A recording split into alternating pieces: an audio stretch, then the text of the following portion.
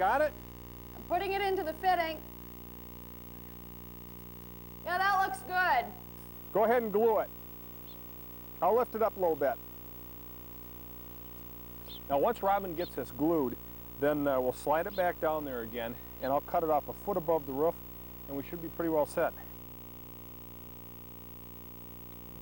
All glued, bring her down. Okay. All right, that's pretty solid.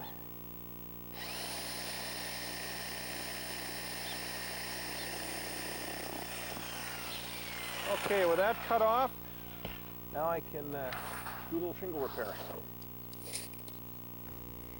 Well, Dean's finishing up the vent. I might as well pull up a couple of these drain pieces that have already been dry fit.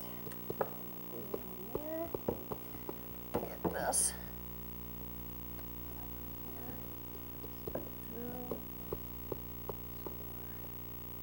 Okay. Put it in. Oh, twist. All right, now with the patching done, we can slide our boot over the vent, up underneath the shingles above it, and then nail that into position.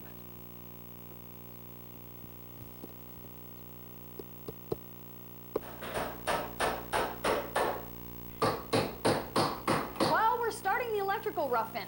And the most efficient plan is to mark where the boxes go, nail those in, drill the holes for the cable, and run those. Right now we're in the box nailing stage. As with plumbing, every project's going to be a little different depending on how you're expanding and what you already have to work with. For instance, some of these boxes will work just fine. In fact, we even have two 20-amp circuits that will satisfy our code requirement for countertop outlets. The codes are changing. Where we used to have a countertop outlet every 4 feet, we now need it every 2 feet. And where we used to have GFCI protection within only 6 feet of a sink, we now need it on every countertop outlet. That's why we say you should really work closely with your local building officials, and when necessary, bring in the pros. It can get confusing. Well, for instance, if you have a microwave that's over 300 watts, you might need a dedicated circuit. Also, if you're installing a dishwasher, you might need a dedicated circuit, and a disposal that operates off a switch, also a dedicated circuit. But at the same time, the dishwasher and disposal won't need a GFCI circuit. You might want to be taking notes on this. Now that the boxes are in, I'm drilling holes through the studs to run the cable through. I'm using a 7/8" drill bit.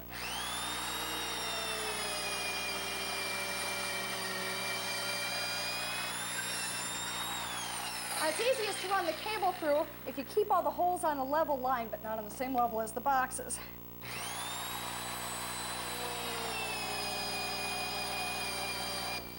Now we're using non-metallic sheathed cable to extend the power from our circuits up here. The reason we're using this is it's become standard over the years and is replacing the metal conduit that was used when this house was originally built. Now this stuff is pretty easy to run. We just thread it through the holes. You start down at the main panel and then work your way up to the devices. Or you could also start from the device and work your way back to the main panel. It really doesn't make any difference. Of course, that's for new circuits. We're just extending these from the existing circuits, so it makes it a lot easier. Now what I'm doing is I'm going to leave a nice long loop here so we can tie into this one down the road.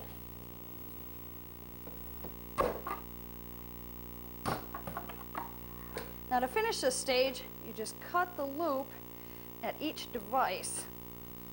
There we go. And then pull the cable up into the box. There's this one.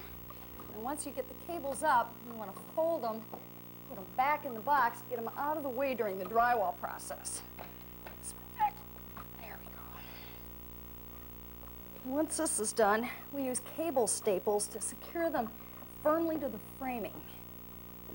You may not have access to open framing, so we'll show you how to retrofit electrical boxes in existing walls.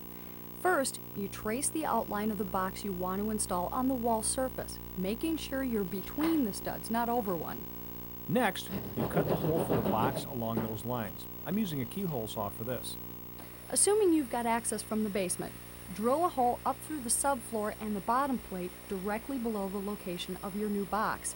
To be sure, Measure the box location from a perimeter wall upstairs and drill at the same point downstairs. Now reel out a fish tape till you hit the bottom plate. Fish around till you feel the hole, and then poke the tape through the hole. It helps to have a partner below. Up there, Robin. Attach one end of your new cable to the end of the fish tape. The other end goes to the power source. Then wind up the fish tape, pulling the cable through the plate, the stud cavity, and the hole you cut. To finish the job, detach the cable from the fish tape, run it through the back of your retrofit box, and secure the box in the opening. The easiest one for do-it-yourselfers seems to be the one with the flanges that secure the box by tightening against the back of the wall surface when you screw it into the back. That should give you a basic sense of how to extend electrical service in a kitchen remodel. But after going as far as we could, we had our electrical contractor check over our work and upgrade our service to provide for the new circuits we needed. Then after the framing, plumbing, and electrical inspections, we foamed in all the new cables and pipes, and we insulated the exterior wall and covered that with a new vapor barrier. In our area, we also have to get any new insulation inspected, but once that was done, we covered the exposed framing with new drywall and patched in the other damaged or missing areas. We then sealed up the drywall joints with joint compound and joint tape. We covered the screw heads with a joint compound to hide those. We followed that with 2 more coats to finish the walls. If you need to frame a new kitchen soffit, you basically build a box along the ceiling as Dean and Suzanne Egley did in an earlier kitchen project. They first secured 2x2 nailers to the wall and ceiling to establish the soffit's height and depth. They secured the framing for the side to that and to the nailer on the ceiling. And they screwed in blocking between the bottom pieces to firm it all up and finish the basic framing.